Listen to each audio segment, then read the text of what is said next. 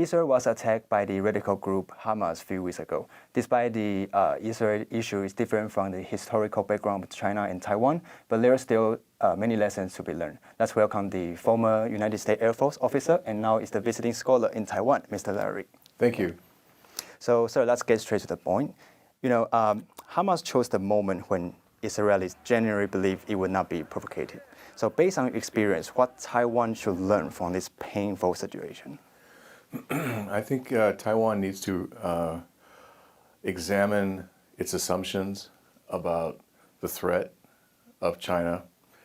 I think it also needs to be especially cautious during times when the People's Liberation Army or the PLA could take advantage of the situation in Taiwan. For example, when the president is not in the country as an opportunity, or upcoming holidays such as the New Year celebrations where people are focused on being with family.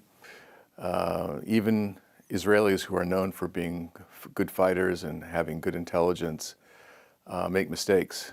So if Israel can make a mistake, Taiwan certainly can make a mistake. And remember, unfortunately, Israel has had many wars to fight.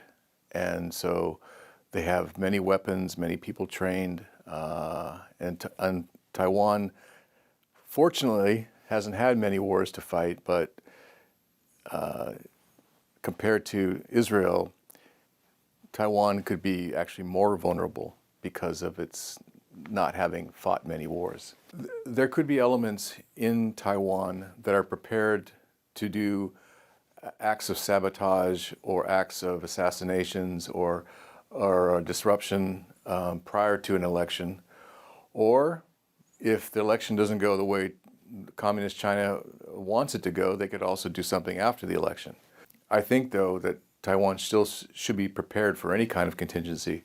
The other thing I think most Taiwanese know is that Communist China is at war with Taiwan constantly through propaganda, through media warfare, through psychological warfare, intelligence warfare. There have been several military personnel who've been caught trying to give secrets to the Communist China.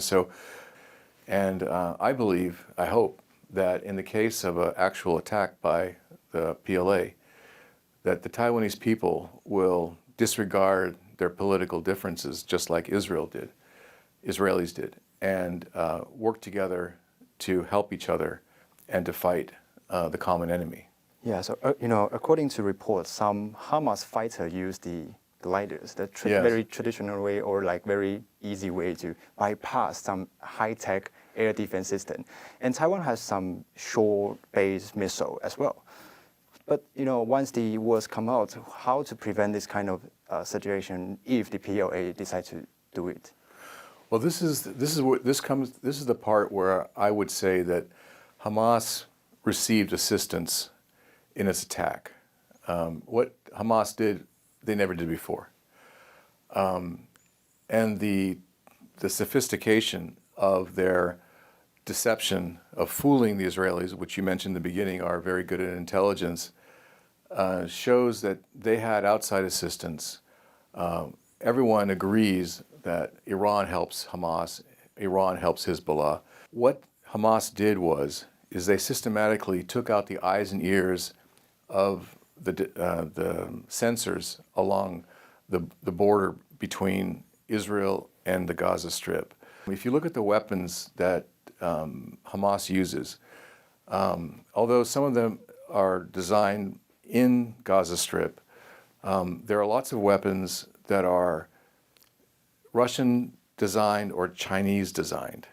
And then they were able to replicate those designs. You can't replicate them without getting, let's say, the plans to make those weapons.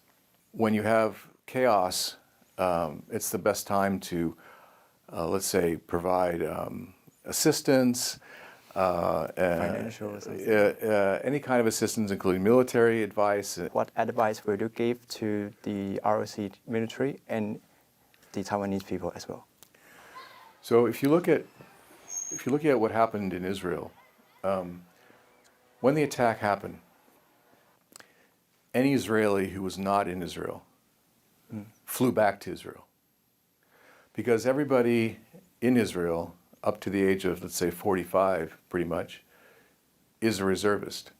You know, I don't wish war upon Taiwan, but you know, there's an expression, you know, plan for the worst, hope for the best, and so that's my caution to Taiwan, is to take the threat seriously and try to get more people involved and make people understand what it would mean under a wartime scenario, what they would have to do.